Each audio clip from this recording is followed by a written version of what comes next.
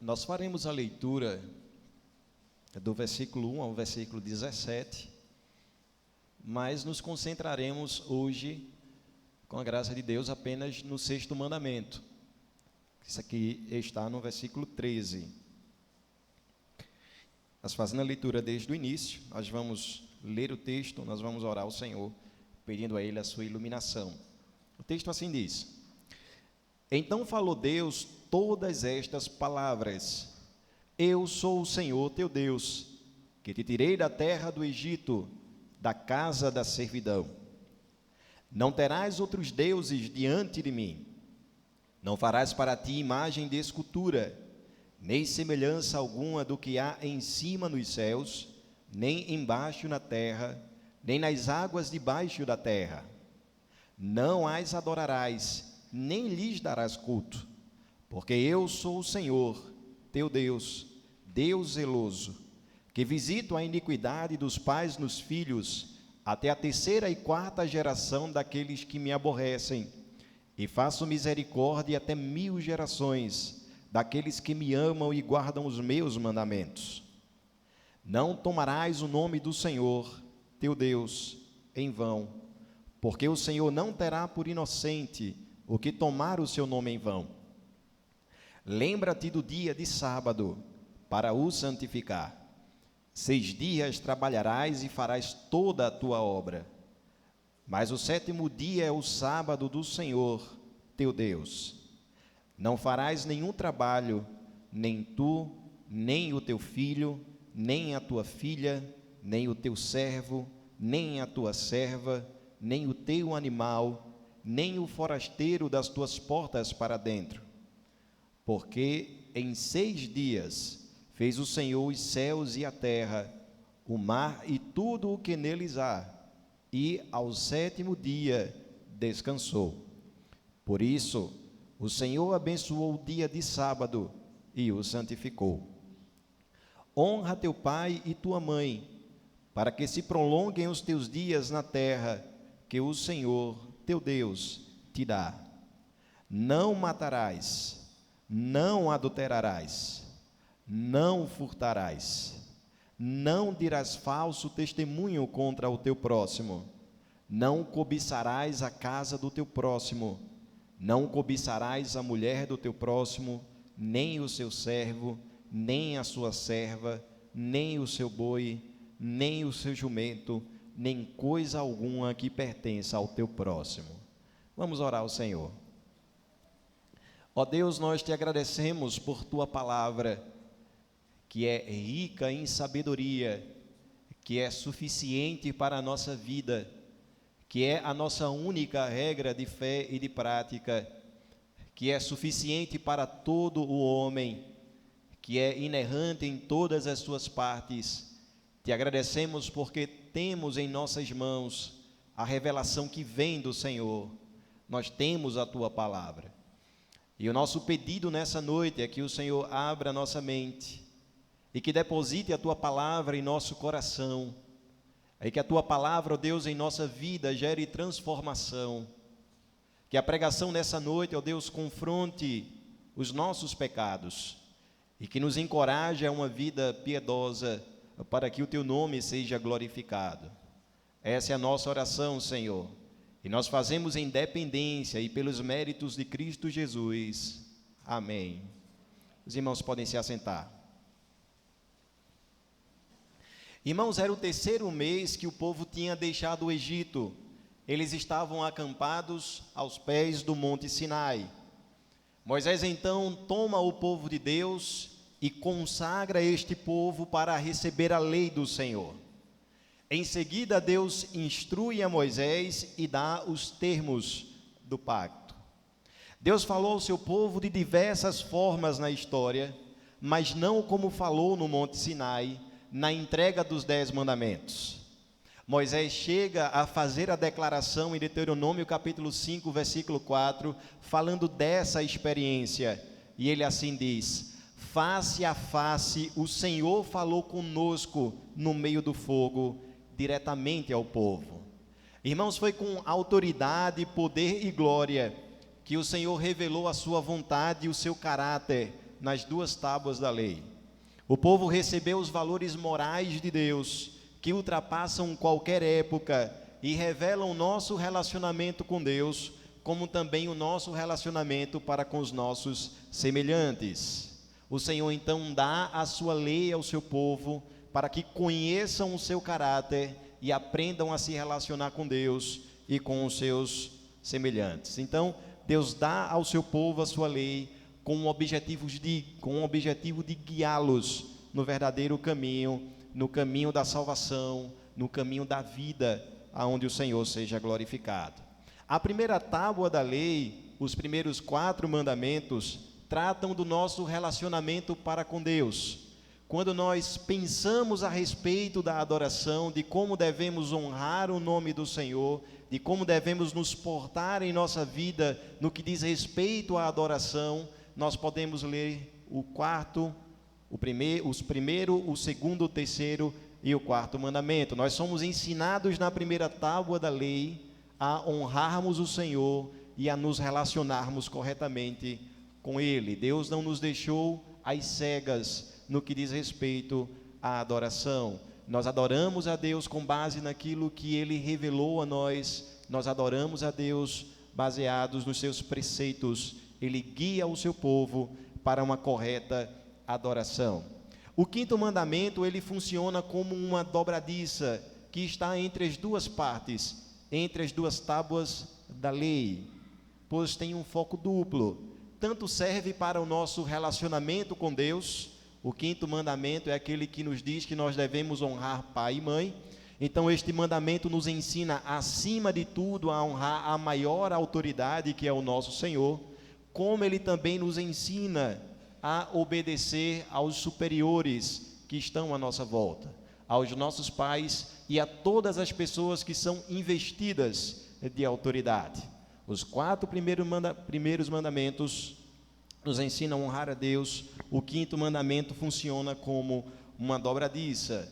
Do 6º mandamento em diante, nós temos então Deus nos dando claramente a sua lei para nos relacionarmos entre os homens, honrando os homens em sua vida, honrando na castidade, honrando nos seus bens, honrando os homens com a nossa língua, mantendo a paz entre os homens e mantendo o nosso coração livre de toda e qualquer cobiça a respeito daquilo que Deus tem dado a nós e também aos nossos semelhantes. A 2ª tábua da lei, ou a 2ª parte, nos ensina a como vivermos bem, sabiamente, entre os homens. Então, temos essa estrutura nos 10 mandamentos. Perceba que os 10 mandamentos iniciam com um prefácio. Nós temos no versículo 1 a seguinte expressão: então falou Deus todas estas palavras. No versículo 2,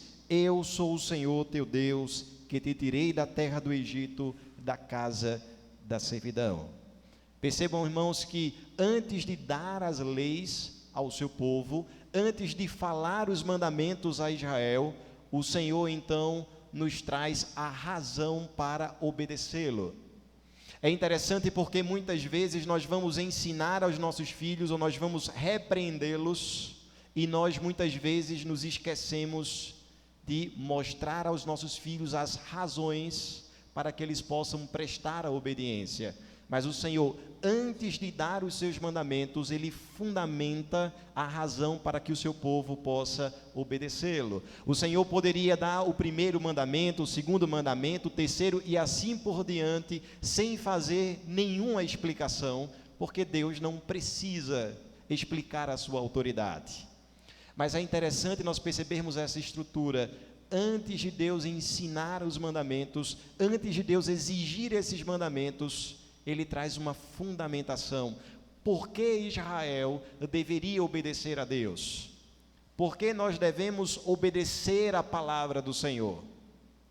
O texto claramente nos diz: eu sou o Senhor, teu Deus, que te tirei da terra do Egito, da casa da servidão. Eu sou. O nome de Deus aqui é anunciado e pode ser encontrado em Êxodo, no capítulo 3. Irmãos, quando Deus diz, eu sou o Senhor, Ele está trazendo o nome eterno, o Deus que criou todas as coisas, o Deus que chama o seu povo à obediência, porque Ele tem toda a autoridade. Os mandamentos de Deus não podem ser questionados em tempo algum, os mandamentos de Deus não podem ser flexibilizados em tempo algum. Por qual razão? Porque Deus tem direito de ser o legislador de todos os homens. Deus tem o direito, por sua eternidade, Deus tem o direito, por ser o Deus Criador, de dizer ao homem como ele deve viver. Deus chama a Israel a responsabilidade de obedecê-lo, porque Ele é o Deus eterno, supremo e Criador. Antes de receber as leis, saibam quem é o juiz, quem dispõe os termos do pacto. Vocês devem obedecer, porque é o Senhor que está ordenando. Mas não apenas isso, irmãos, Ele diz, eu sou o Senhor teu Deus. E aqui há uma questão pactual. Deus decidiu ser o Deus do povo de Israel. Deus poderia ter escolhido qualquer povo da face da terra. Deus escolhe Israel, não por seu poder bélico, não por sua grandeza, não por suas habilidades, não por sua organização social. Deus escolhe um povo sendo fraco e pequeno.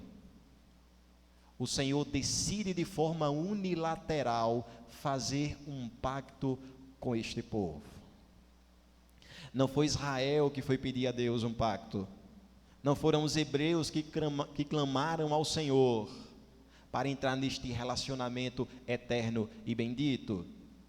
Eu sou o Senhor teu Deus. E nós lembramos da declaração que o Senhor faz: vocês são o meu povo e eu sou o teu Deus. Porque vocês devem me obedecer, não apenas por causa da minha autoridade, mas vocês devem me obedecer porque eu sou o Deus de vocês. Eu fiz uma aliança eterna. Por fim, irmãos, nesse prefácio o Senhor diz: tirei vocês da terra do Egito. Deus tem autoridade sobre Israel, não apenas por ser o Deus Criador, mas Ele também tem autoridade sobre Israel, sobre o seu povo, por ser o Deus Salvador. Eu sou o Senhor teu Deus que tirei da terra do Egito. Mais de 400 anos de sofrimento, de opressão, de dor, de angústia. Quando alguns questionavam que não haveria mais libertação, eu enviei um libertador. 3 meses após essa libertação, o Senhor lembra a estes homens, antes de dar a sua lei, que eles viviam como escravos pela tirania de Faraó. Vocês devem a minha obediência, não apenas pela minha autoridade eterna, mas porque eu resgatei vocês. Por que nós devemos obedecer a Deus, irmãos? Nós temos a mesma fundamentação nos dias de hoje. Temos um Deus eterno e soberano, um Deus que fez conosco uma aliança, o Deus que nos libertou das trevas para a sua maravilhosa luz, que redimiu a nossa vida, que transformou o nosso coração, que perdoou os nossos pecados, que nos transportou para o reino do Filho do seu amor. Por essa razão nós devemos prestar obediência a esse Deus. Com base nessa fundamentação, nós podemos agora observar os mandamentos e mais especificamente, na verdade, no dia de hoje, nós vamos observar o 6º mandamento. O versículo 13 nos diz assim: não matarás. Esse é o nosso mandamento de hoje, é o 6º mandamento. E nós vamos ver nele o que Deus proíbe, que nos parece muito claro. Veremos também o porquê nós não devemos tirar a vida dos nossos semelhantes, e nós veremos os casos em que a morte ela é permitida. Com base no 6º mandamento, nós vamos aprender a preservar a vida, nós vamos aprender a fundamentação deste mandamento, e nós vamos aprender também que há casos em que a vida ela pode ser tirada de acordo com o que Deus nos ensina em sua palavra. Vejamos então, em primeiro lugar, o que Deus proíbe no sexto mandamento. Irmãos, nos parece muito claro, o texto diz, não matarás. Nós poderíamos dizer que qualquer criança poderia entender muito facilmente esse mandamento, mas nós vamos perceber no decorrer do sermão que há implicações maiores do que nós podemos imaginar quando este mandamento ele é apresentado nas Escrituras. O sexto mandamento diz respeito à nossa vida e à vida dos nossos semelhantes. É o mandamento que ajuda a preservar a ordem na sociedade, pois nos ensina a não fazer o que é prejudicial à nossa saúde, bem-estar e vida, assim como também a do nosso próximo. Proíbe a morte de qualquer vida humana quando ela não é sancionada por Deus, como também a perseguição e opressão com derramamento de sangue inocente. Mas eu quero que você preste bem atenção, porque, como disse, parece que esse mandamento nos fala sobre algo muito claro, que é a preservação da vida. Mas eu quero que você atente para o fato de que o termo hebraico usado no texto vai além do ato de matar alguém de forma literal, porque também proíbe toda a malícia e ódio a qualquer pessoa, como também toda vingança pessoal. Talvez você nunca tenha matado alguém literalmente, mas nós podemos quebrar este mandamento de diversas formas.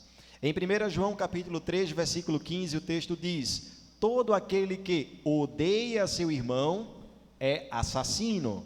Ora, vós sabeis que todo assassino não tem a vida eterna permanente em si. Então perceba que o texto nos diz que todo aquele que nutre no seu coração ressentimento contra o seu irmão, odeia o seu irmão, está quebrando o sexto mandamento e por essa razão é reputado como assassino, de acordo com o texto. Podemos perceber, irmãos, como este mandamento ele é amplo. No primeiro sermão de Jesus, Jesus fez 5 grandes discursos durante os seus 3 anos de ministério. O seu primeiro grande discurso foi o Sermão do Monte. E o que é que Jesus faz durante a sua primeira pregação, ou primeiro grande discurso? Ele começa a corrigir a interpretação da lei. Ele começa a ensinar a sua audiência como a lei ela é muito mais ampla do que nós podemos imaginar. Ele demonstra a sua abrangência.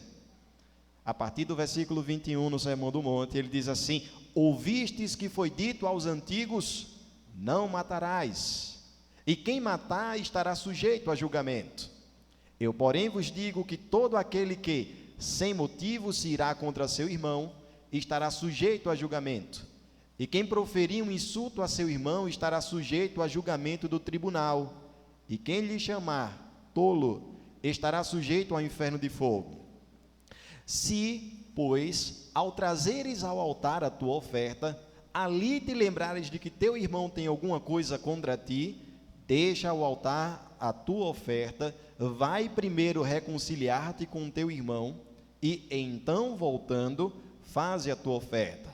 Entra em acordo sem demora com teu adversário, enquanto estás com ele a caminho, para que o adversário não te entregue ao juiz, o juiz ao oficial de justiça, e sejas recolhido à prisão.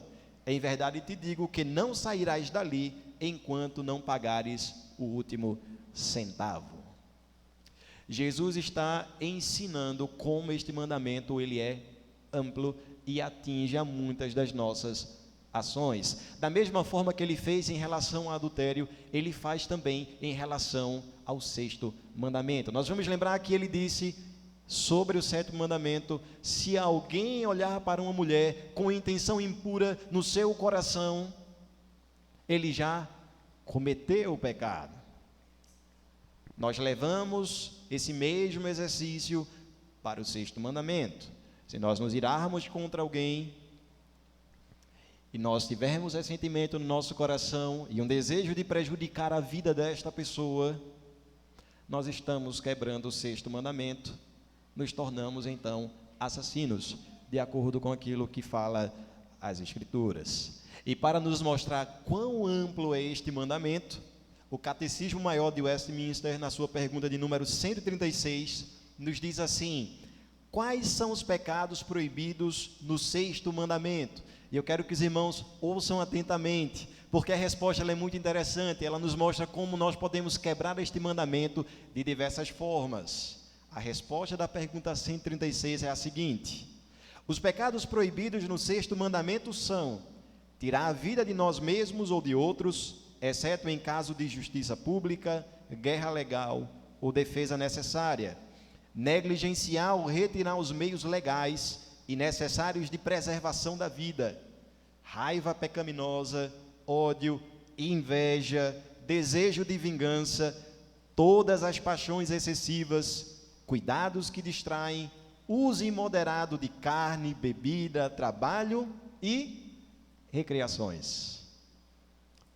Percebam como nós podemos quebrar muitas vezes o sexto mandamento com atividades, ações tão comuns do nosso dia. Até mesmo o excesso de recreação, até mesmo a sua ociosidade, lembrando que nem sempre o ócio é ruim, quando ele é bem utilizado com a meditação das Escrituras, não a meditação oriental, mas quando nos leva a pensar sobre Deus, a considerar a sua palavra, mas tudo que é feito de forma exagerada, que prejudica a vida, que nos coloca em uma situação de risco, de vulnerabilidade, tanto a nossa vida como a vida do nosso semelhante, nos faz quebrar o sexto mandamento. Então, quando alguém perguntar a você o que diz o sexto mandamento, você não vai apenas dizer: o sexto mandamento diz que eu tenho que preservar a vida, mas você sabe agora muito bem, de uma forma ampla, como Deus deseja que entendamos o sexto mandamento. Irmãos, mas por que nós somos proibidos de matar? Por que nós não podemos agir como os animais irracionais, que atuam normalmente pela lei do mais forte? Por que nós não podemos agir assim? Por qual razão a vida deve ser preservada? Há uma razão tríplice para não matar um ser humano. É a razão divina, natural e civil. Qual é o fundamento para o sexto mandamento? Irmãos, a primeira razão para preservarmos a vida está na razão divina, no motivo divino. A vida humana ela é sagrada porque o homem carrega a imagem e semelhança de Deus. Destruir uma vida humana é insultar o próprio Deus. Nenhuma criatura foi criada à imagem e semelhança de Deus. O texto de Gênesis diz que Deus nos fez, no conselho divino, a sua imagem e semelhança. Deus empregou em nosso corpo, em nossa vida, qualidades que somente o homem pode apresentar.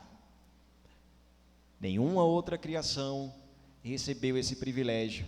De modo tal, irmãos, que em Efésios, no capítulo 2, versículo 10, o apóstolo Paulo diz que o Senhor nos fez feitura dele. E a palavra ali no original é a palavra poimê, que é a palavra poema. Nós somos o poema da criação de Deus.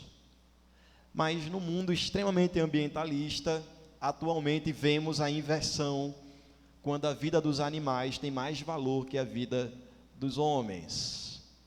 Quem nunca viu um ser humano chamando um animal de filho, por exemplo, ou tendo um tratamento como se fosse um tratamento igual ao de um ser humano, ou valorizando qualquer outro animal em nível de superioridade ao próprio ser humano.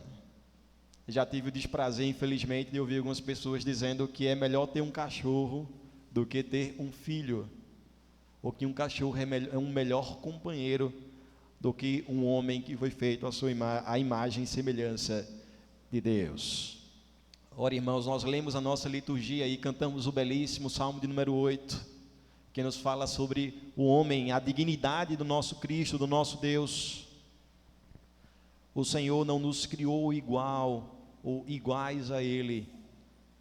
Nós somos menores do que Deus, mas ainda assim nós somos superiores a tudo que foi criado pelo Criador aqui na terra.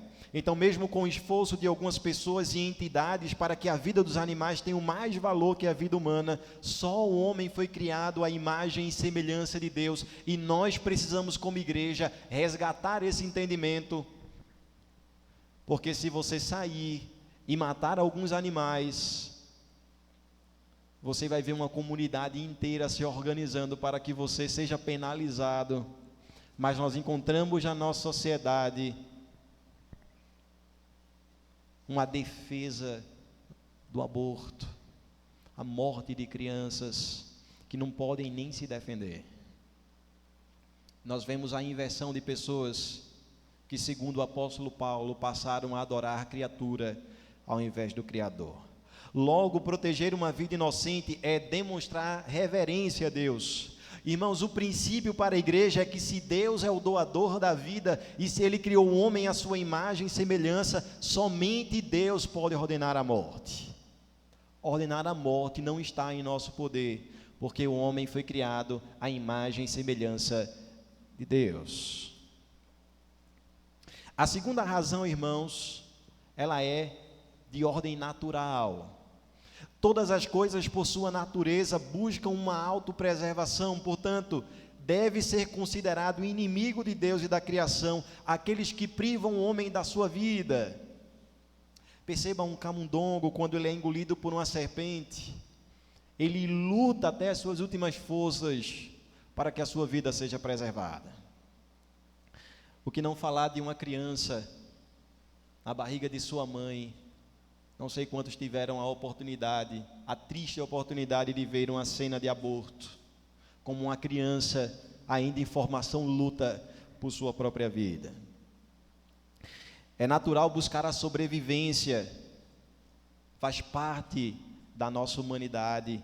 Em Eclesiastes capítulo 3, no capítulo 3, o sábio nos diz que Deus criou o homem com o desejo da eternidade. É por essa razão que nós queremos alongar a nossa vida, é por essa razão que nós não desejamos a morte, é por essa razão que muitas pessoas lutam para não chegar na velhice, para lidar com as suas limitações, porque nós temos o desejo pela eternidade. É natural buscarmos a preservação da vida. Através desta razão, nós vemos que nós não podemos investir contra a vida a fim de tirá-la. O homem foi criado à imagem e semelhança de Deus e por uma questão natural ele busca a preservação de sua vida. Mas não apenas por essas duas razões, nós temos uma terceira. A terceira razão, ela é civil. É pelo crime de homicídio que a sociedade civil é diretamente perturbada e subvertida. Irmãos, eu quero mais uma vez utilizar o catecismo, dessa vez o catecismo menor de Westminster, na sua pergunta de número 135, que vai nos dizer assim: quais os deveres exigidos no sexto mandamento? A resposta é: os deveres exigidos no sexto mandamento são todos os estudos cuidadosos e esforços legais para preservar a vida de nós mesmos e dos outros, resistindo a todos os pensamentos e propósitos, subjugando todas as paixões e evitando todas as ocasiões, tentações e práticas que tendem a que o injusto tire a vida de alguém, defendendo apenas contra a violência, suportando pacientemente a mão de Deus, tendo tranquilidade mental, alegria de espírito, o uso sóbrio de comida, bebida, exercício físico, sono, trabalho e recreações, por pensamentos de caridade, amor, compaixão, mansidão, gentileza e bondade, discursos e comportamentos pacíficos, suaves e corteses, tolerância e prontidão para se reconciliar, suportando pacientemente, perdoando as ofensas e retribuindo o mal com bem, portar e socorrer os aflitos e proteger os inocentes. Por que, irmãos, nós temos essa linguagem no catecismo menor? Porque a sociedade, ela só pode experimentar ordem quando este mandamento ele é obedecido. Quando nós temos na nossa sociedade homens que dizem: qual é o problema em roubar um celular? Quando nós temos homens que trabalham no judiciário, eles flexibilizam a lei, e eles dizem: esse roubo, ele foi de menor potência, e nós podemos então flexibilizar a pena. Quando nós temos pessoas que não percebem a realidade da preservação da vida e de sua responsabilidade para com o seu semelhante, o que nós encontramos na sociedade é uma extrema desordem. Por qual razão nós devemos obedecer e honrar a Deus com o sexto mandamento para manter a ordem na sociedade? Toda essa linguagem do Catecismo Menor, na pergunta 135, nos mostra a nossa responsabilidade para com o coletivo, para com as pessoas, para com a nossa sociedade. De modo, irmãos, que nós devemos cumprir o sexto mandamento por uma razão divina, natural e civil. Por isso nós devemos cumprir o que Deus nos diz. Mas uma pergunta deve ser considerada quando nós pensamos no sexto mandamento. Há alguma situação em que nós podemos tirar a vida de alguém? Há alguma situação em que a Bíblia permite que um homem possa matar o seu semelhante? E eu quero dizer que da mesma forma que nós temos uma razão tríplice para cumprir o sexto mandamento, nós temos também uma razão tríplice para tirarmos a vida quando necessário. A primeira razão, irmãos, em que nós podemos tirar a vida de alguém é em uma situação de guerra. Não é pecado ser militar. João Batista, por exemplo, atestou a legalidade do exército militar, ou do exercício militar, ensinando como os soldados deveriam proceder. Paulo, por exemplo, não recusou empregar uma guarda militar para a sua segurança em Atos capítulo 23. E João, mais uma vez, trazendo o seu exemplo, nos ensinou que os militares não deveriam renunciar ao seu ofício, mas fazer o que era correto, fazer o que é correto, se contentando com o seu salário. Então, nós não temos nas Escrituras nenhum apelo contra o exercício militar. Nós vamos encontrar na sociedade algumas pessoas defendendo que nós não deveríamos ter polícia, não deveríamos ter exército, não deveríamos ter as forças armadas de um modo geral. Nós encontramos nas Escrituras a verdade de que esta é uma ocupação lícita. E em momentos de guerra, em defesa da pátria, esses homens, com o objetivo de manter a ordem e a paz, eles devem atuar.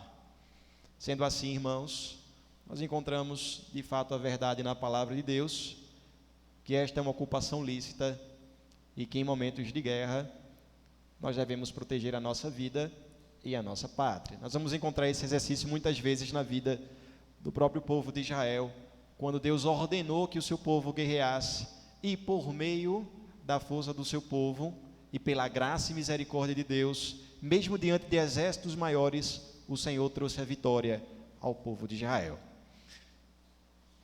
Existe uma outra condição em que a vida ela pode ser tirada, não apenas no ambiente de guerra, mas também em defesa própria.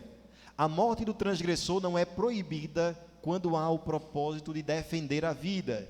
Quando nada é feito por impulso da ira ou simples vingança, mas com a intenção única de defender a vida, o homicídio defensivo não é proibido. Em Êxodo capítulo 22, versículo 2 e versículo 13, eu gostaria que vocês pudessem abrir esse texto. Nós temos um exemplo claro de que em defesa da vida, nós não somos culpados de quebrarmos o sexto mandamento. Êxodo capítulo 22, versículo 2 e versículo 3. O texto diz: se um ladrão for achado arrombando uma casa e, sendo ferido, morrer, quem o feriu não será culpado do sangue. Se, porém, já havia sol quando tal se deu, quem o feriu será culpado do sangue. Neste caso, o ladrão fará restituição. Se não tiver com que pagar, será vendido por seu furto. Irmãos, o que é que o texto está nos ensinando? Vamos imaginar, naqueles dias, um israelita defendendo a sua casa durante a noite, não tendo a energia elétrica, não tendo toda a iluminação que nós temos nas nossas casas, sem uma condição necessária para distinguir se aquele infrator está portando algum instrumento que possa feri-lo e levá-lo à morte. À noite, quando este infrator invadisse a sua casa, ele seria morto. Aquele israelita iria investir contra a vida do infrator, iria defender a sua própria vida e família, e não tendo a condição necessária para distinguir, ele não seria culpado do pecado. Mas durante o dia, em uma condição em que seria possível distinguir se aquela ameaça de fato poderia levá-lo à morte, e considerando que o infrator não teria a condição de matá-lo, e ainda assim por vingança, porque alguém invadiu a sua propriedade, ele investisse contra o infrator e tirasse a sua vida, ele seria culpado pela quebra do sexto mandamento. O texto então nos ensina que nós não temos a licença para matar pessoas sem que o objetivo seja defender a nossa própria vida. Porque, irmãos, porque defender-se é um direito natural de qualquer ser humano. Esse é o princípio básico. É por essa razão que o aborto é um ato de extrema covardia. Nós temos alguém que não pode nem se defender, que não pode defender a sua própria vida. E o direito à defesa pessoal com qualquer instrumento não deveria ser também proibida. Porque a responsabilidade de defender a vida, ela não pertence ao Estado, ela pertence a nós. Se você está em condições de defender a sua vida, é você que deve atuar para defendê-la e não o Estado. Nós não podemos esperar que o Estado esteja em condições, com suas poucas viaturas e seu baixo efetivo, de preservar a nossa vida, de preservar a vida de nossa família. Por essa razão, cada homem, cada sacerdote do lar deve estar em condição de preservar a sua própria casa e a sua integridade física. Irmãos, esse é o princípio. Para defender a vida, cumprindo o sexto mandamento, nós não somos culpados de violar a lei de Deus, quando em defesa de nossa vida ou de outras pessoas, nós matamos o infrator. Mas existe ainda uma outra condição em que a vida ela pode ser tirada, que é por pena de morte imposta pelo órgão competente, que é o Estado. Eu disse anteriormente que o Estado ele não tem a competência, ou não pertence a ele a competência de defender a sua vida. Mas é importante dizer que Deus ele deu o instrumento da espada ao Estado para que ele possa praticar a pena de morte. Irmãos, o verbo utilizado no versículo 13, matarás, não é utilizado para a pena capital, para a guerra ou quando se refere a Deus. Nesses três casos, esse verbo ele não é utilizado, ou seja, nos dando a condição de tirar a vida por meio da pena capital, da guerra em proteção da pátria e também pela defesa pessoal. No Antigo Testamento, por exemplo, a pena de morte ela é instituída por Deus antes da entrega da lei. Eu já vi algumas pessoas dizendo assim: pastor, essa questão de pena de morte ela não funciona, porque pode ser que uma pessoa justa ela seja morta. E o que nós estamos dizendo é o seguinte: Deus ele instituiu um medo de trazer temor à sociedade, mas ele não funciona devido à fraqueza dos homens, portanto nós não vamos utilizá-lo. É exatamente isso que nós estamos dizendo com a nossa argumentação. Porque, irmãos, foi o próprio Deus, em Gênesis capítulo 9, versículo 6, que deu a seguinte ordem: se alguém derramar o sangue do homem, pelo homem se derramará o seu. Porque, irmãos, qual é o princípio? Lembra da razão divina? Porque Deus fez o homem à sua imagem e semelhança. Vocês já devem ter ouvido um princípio de justiça declarado no Antigo Testamento: olho por olho, dente por dente. Este é o princípio de proporcionalidade. Se você rouba, você deve restituir. Se você mata, você deve restituir. De que forma nós podemos restituir uma vida? Com outra vida. Este é o princípio de justiça. Você paga com aquilo que você ofendeu. Por isso o Senhor diz: se alguém derramar o sangue do homem, pelo homem se derramará o seu. Ainda em Levítico capítulo 24, versículo 17, o texto diz: quem matar alguém será morto. E no Novo Testamento, em Romanos capítulo 13, nós temos a declaração de que o magistrado está armado com a espada para punir o mal. Irmãos, a espada no mundo antigo era um instrumento de morte. Era utilizada para a morte em guerra. O Estado detém o poder, de acordo com as Escrituras, para aplicar a pena de morte. Mas alguém pode dizer, ao ouvir esse sermão, ou ao ler alguns textos das Escrituras: e por que a Bíblia não proíbe a morte nestes casos? Veja, se Deus diz, não matarás, por que nesses casos o Senhor permite a morte? Sabe por quê, irmãos? É porque nesses casos a vida ela é preservada. Por isso que o Senhor determina que nessas ocasiões, que nesses casos, a morte aconteça. Para defender a vida, para defender a pátria e para a aplicação da pena de morte. Quando nós assim procedemos, nós estamos cumprindo o mandamento de preservar a vida. François Turrentini, ele diz o seguinte: onde não há temor do castigo, o crime é encorajado. E João Calvino, nas Institutas da Religião, também declarou: a lei do Senhor proíbe matar, mas para os que são assassinos e para que eles não fiquem impunes, o próprio legislador põe nas mãos de seus ministros uma espada para ser desembainhada contra todos os assassinos.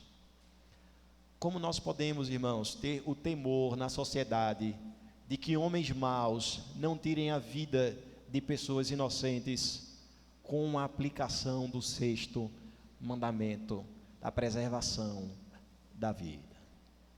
Eu gostaria de concluir este sermão com algumas lições práticas para a nossa vida. Nós já lemos o texto, já ouvimos a sua explicação, mas toda vez que a palavra é pregada, ela deve ser usada na vida. Afinal de contas, a palavra de Deus não é um objeto de decoração. Nós nos apropriamos do conceito e nós aplicamos no decorrer da semana. E eu quero trazer algumas lições para a nossa vida. A primeira lição é a respeito do suicídio. Irmãos, o 6º mandamento, ele é um mandamento que proíbe o suicídio. O suicida peca contra Deus que lhe deu a vida, zomba de sua autoridade, pois somente Deus é o Senhor da vida. O suicida despreza a providência e esquece da bondade de Deus. Ele viola a própria natureza que deseja a preservação da vida. Ele prejudica o Estado por perder um cidadão e é contra a família por trazer aflição, tristeza e luta aos seus familiares. É injusto por considerar que é puro demais para esse mundo. O suicídio é, sobretudo, uma ação egoísta. Obviamente, eu não quero ser insensível com quem enfrenta alguma aflição, passa por processo de depressão, mas é importante, irmãos, declararmos: a Bíblia é contra o suicídio. Em que parte das Escrituras o Senhor diz: não matarás? Mas algumas pessoas, elas pensam: este mundo é mau demais para mim, eu não posso suportar viver neste mundo, e elas esquecem que elas fazem parte de um mundo caído e que elas são também completamente depravadas. Muitas vezes também elas desconsideram a dor e o sofrimento que causarão a outras pessoas.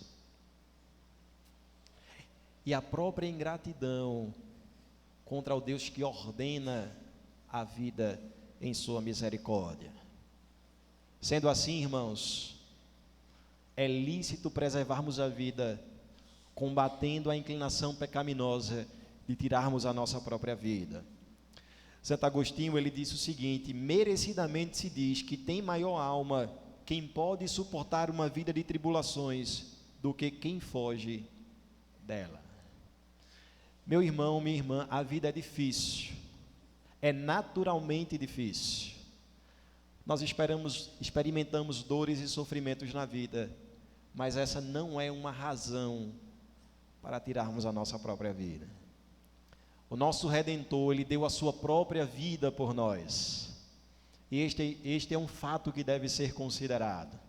Se Cristo deu a si mesmo para tirar a morte eterna do nosso coração, para perdoar a nossa iniquidade, cabe a nós, como servos do Senhor, cuidar de nossa própria vida e lutar com todas as nossas forças em nossa responsabilidade para cumprirmos o 6º mandamento. Uma outra aplicação que nós podemos fazer desse texto é que nós devemos cuidar da nossa saúde. E para isso, irmãos, nós precisamos ser mais disciplinados. Eu sei que é muito difícil, num mundo tão agitado como o nosso, de tantas responsabilidades, mas é importante nós percebermos que todas as vezes que nós não cuidamos do nosso corpo, sendo bons mordomos, nós estamos quebrando o 6º mandamento. O que é que nos diz o apóstolo Paulo em 1 Coríntios 10:31? Quer vocês comam, quer vocês bebam, ou façam qualquer outra coisa, façam para a glória de Deus. Nós vivemos a vida diante de Deus e nós vivemos a vida para a sua glória. Cuidar do corpo é um exercício que nós fazemos para a glória de Deus.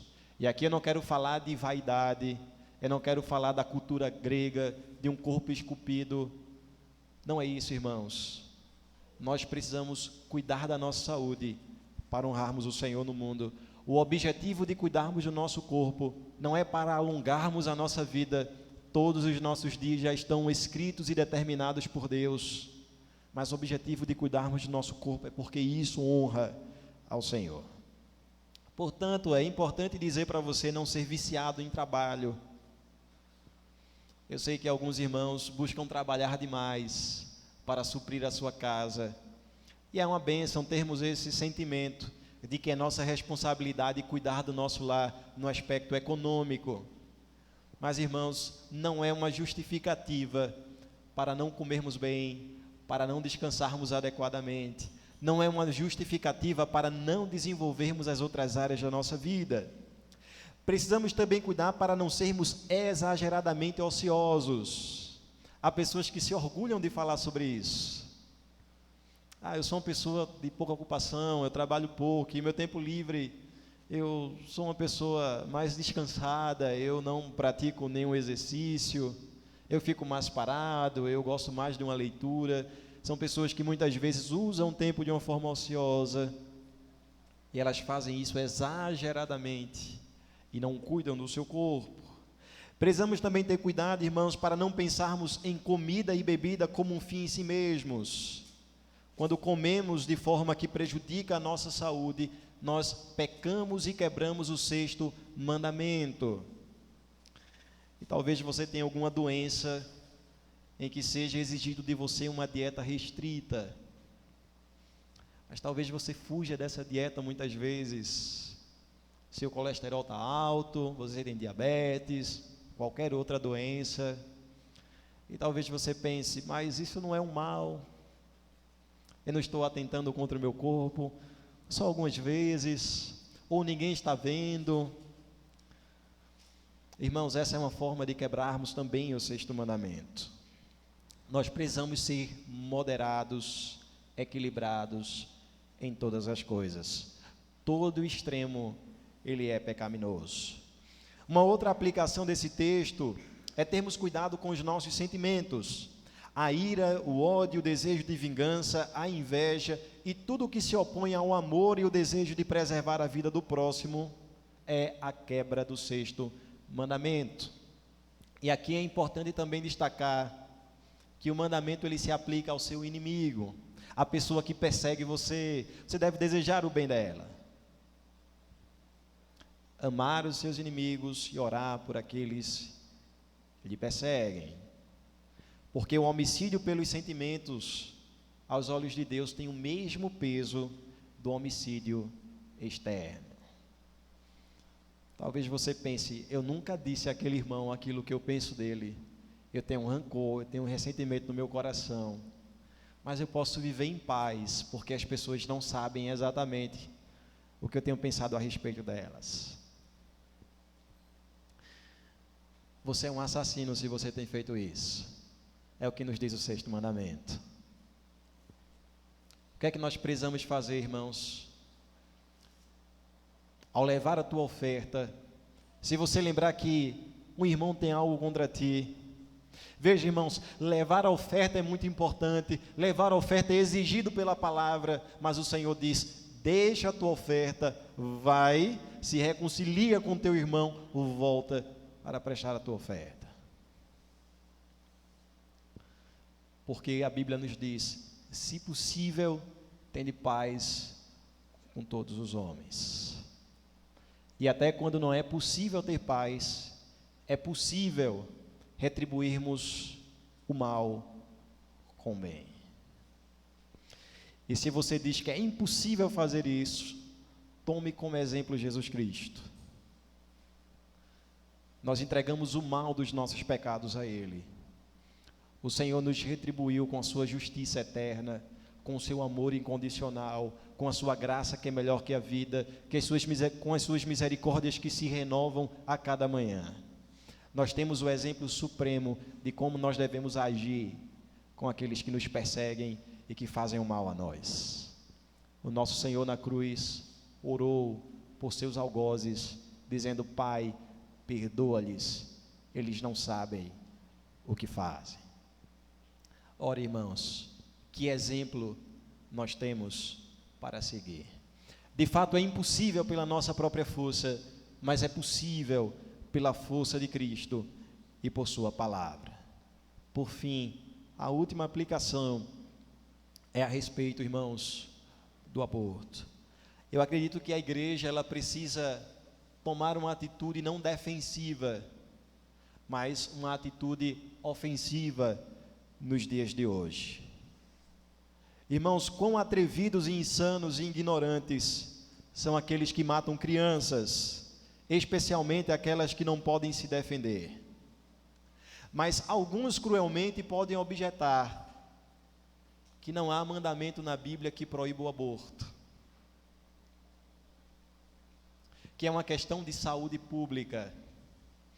E eu quero dizer o seguinte, irmãos, o aborto não é uma questão de saúde pública, o aborto é uma questão moral.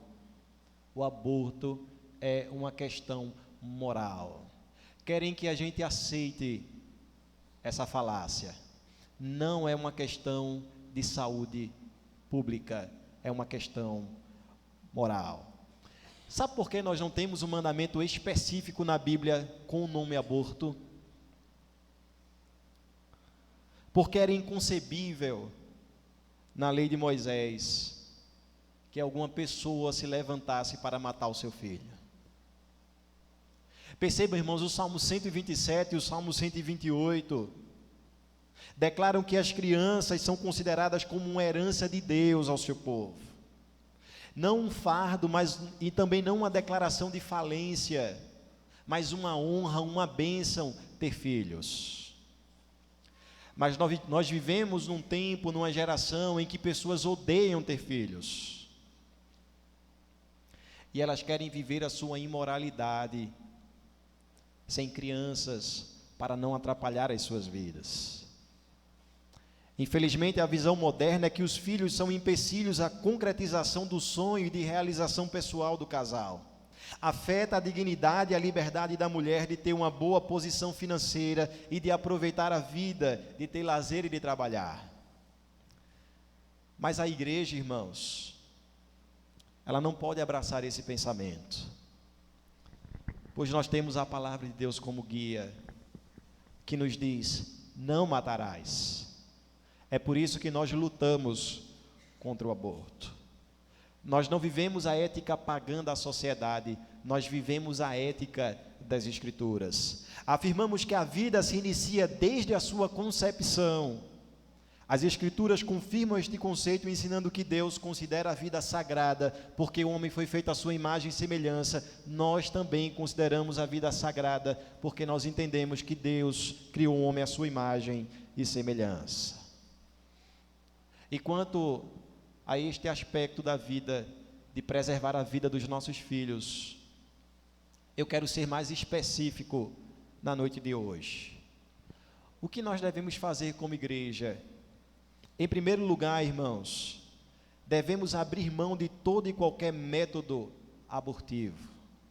Se há alguma irmã dessa igreja que tem tomado medicações para não engravidar, leia a bula do medicamento que você tem tomado. Porque os médicos, eles não falam sobre isso. Eles não estão interessados em falar sobre isso, porque as pessoas não querem ter filhos. Leiam, se informem, porque há muitos métodos que são utilizados pelo povo de Deus, que são métodos utilizados para matar as crianças. Nós não podemos pregar sobre o sexto mandamento e ouvir sobre o sexto mandamento no dia de hoje e amanhã matar os nossos filhos numa medicação que nós estamos tomando. Nós não podemos fazer isso, irmãos. Há uma incongruência na prática da igreja nos dias atuais. Mas não apenas isso, irmãos, nós não podemos defender políticos ou partidos que aceitem o aborto, porque se nós fizermos isso, nós certamente apoiaremos a quebra do sexto mandamento. Você apoiaria Herodes quando ordenou a morte do menino Jesus? Talvez você diga: pastor, eu não faria isso. Mas muitas vezes, como igreja, nós temos apoiado candidatos e partidos que declaradamente são favoráveis ao aborto. Talvez você diga: pastor, o meu candidato não é, ele faz parte de um partido que apoia, mas ele não é. Irmãos, não há meio termo na obediência às Escrituras. Ou nós apoiamos a verdade de Deus, ou nós não apoiamos a verdade de Deus.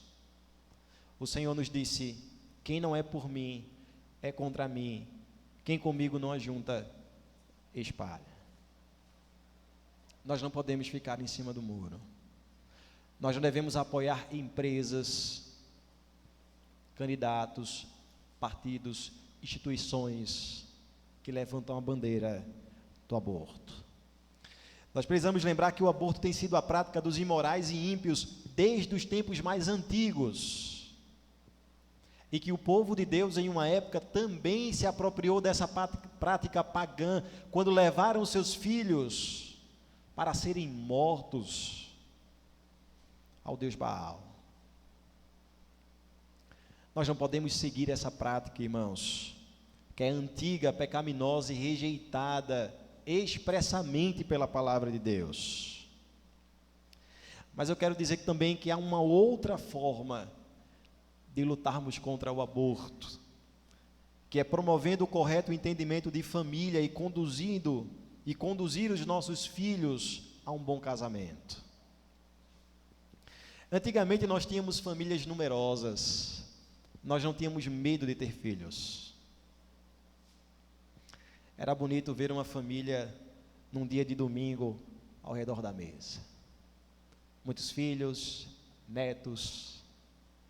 Hoje nós nos preocupamos demais, irmãos, com o dinheiro, com os nossos aparelhos de última geração, com a marca de roupa que nós vestimos, com as viagens que nós podemos fazer, com as experiências que nossos filhos podem ter, porque nós precisamos dar a eles aquilo que nós não tivemos. Não existe fala mais pecaminosa que um pai pode dizer ao seu filho: seja aquilo que você quiser, ou seja aquilo que eu não fui. Irmãos, os nossos filhos precisam ser ensinados a ser aquilo que Deus quer que eles sejam. Essa é a nossa função enquanto pais. É assim que nós nos comprometemos no batismo dos nossos filhos: ensiná-los a andar no temor do Senhor. Não como um pagão, materialista, consumista. Quando nós ensinamos aos nossos filhos que desde cedo eles precisam estudar muito. Para quê, irmãos? Para serem alguém na vida. Não é assim que nós falamos muitas vezes aos nossos filhos? Estudem para ser alguém na vida. O homem não é definido por isso. Quem define o que o homem é a palavra de Deus. E o homem foi criado para ser aquilo que Deus ordenou. Sabe qual é a melhor forma que você tem de lutar contra o aborto?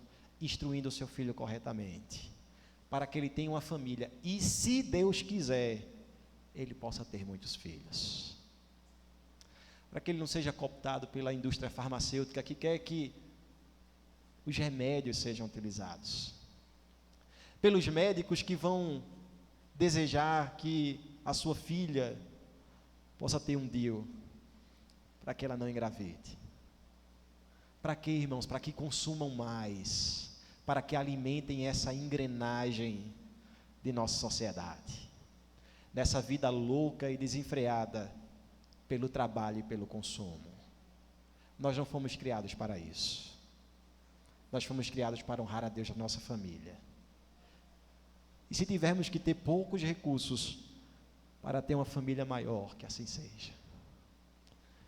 Talvez nós não moraremos numa grande casa, nem teremos um carro do melhor que a nossa sociedade pode ter, mas podemos ter filhos, e podemos cantar não apenas o Salmo 8, mas o Salmo 128, dizendo que bem-aventurado é o homem que teme ao Senhor, que anda nos seus caminhos, que pode comer do labor da sua mão, porque Deus tem me abençoado, como diz o Salmo 127, e que ao redor da sua mesa estarão ali os seus filhos. Dessa forma, irmãos, nós podemos lutar a favor da vida, promovendo pela graça de Deus a vida em nossa família. Que Deus nos ajude a sermos sérios na defesa da vida, a não negligenciarmos e negociarmos a sua palavra, a andarmos de forma justa e sensata diante de Deus, tendo a certeza de que este mandamento ele deve ser considerado como todos os outros. Porque, irmãos, porque eu sou o Senhor teu Deus, que te tirei da terra do Egito, da casa da servidão. Eu sou o teu Deus eterno, que fiz uma aliança contigo e que te tirei das trevas para a minha luz. É isso que nos diz o Senhor. Portanto, de agora em diante, compete a nós, como servos do Senhor, cumprir os seus mandamentos para a glória dele. Que a igreja presbiteriana de Pedras Vivas seja uma igreja que promova a vida com o crescimento das famílias e também, como eu disse, assumindo uma postura ofensiva na luta contra a morte para cumprir o sexto mandamento. Vamos orar, irmãos. Senhor, nós queremos te agradecer nessa noite por tua palavra anunciada ao nosso coração, nos ensinando como a vida deve ser preservada, não apenas a nossa, mas a vida também dos nossos semelhantes. Queremos, ó Deus, nesse momento te pedir perdão pelas muitas vezes em que atentamos contra a nossa própria vida, pela falta de exercício, pela má alimentação, pelo descanso exagerado ou pelo vício no trabalho. e pelas tantas outras formas que nós já tentamos contra a nossa saúde. Queremos também te pedir perdão pelas muitas vezes que nós nos iramos contra os nossos irmãos e desejamos o mal a eles. E pedir perdão também, ó Deus, pelos muitos eventos de orgulho e de inveja que nos fizeram desejar também o mal do nosso próximo. Nos ajuda, ó Deus, a percebermos esses pecados do nosso coração, para agirmos com graça, com misericórdia, para com aqueles que estão à nossa volta, e sermos bons mordomos da vida que o Senhor nos deu. Queremos também, ó Deus, te pedir que o Senhor derrame do teu favor sobre a nossa família. Queremos não apenas no discurso defender a vida, como queremos também promover a vida no nosso lar. Por isso, ó Deus, nos dá saúde, condição financeira, mas acima de tudo, uma boa instrução na palavra. Que o nosso coração seja educado na sabedoria de Cristo. E que possamos, ó Deus, com base nesta sabedoria, conduzir bem a nossa família para a glória do teu nome. Livra-nos, ó Deus, de sermos egoístas, mesquinhos, e não querermos filhos por causa de nossa própria comodidade. Que possamos assumir o compromisso, Senhor, de termos filhos e de nos gastarmos em favor da nossa família, porque o Senhor deu a tua própria vida por nós e nos serve como exemplo de como nós devemos nos gastar em nosso lar. E possamos com toda ousadia e coragem dizer para o mundo que ter filhos e promover a vida entre os homens é uma grande bênção que o Senhor concede ao teu povo. Ó Deus, seja com a tua igreja, ajuda, ó Deus, o teu povo a cumprir a tua palavra. Essa é a nossa oração e nós a fazemos em nome de Jesus. Amém.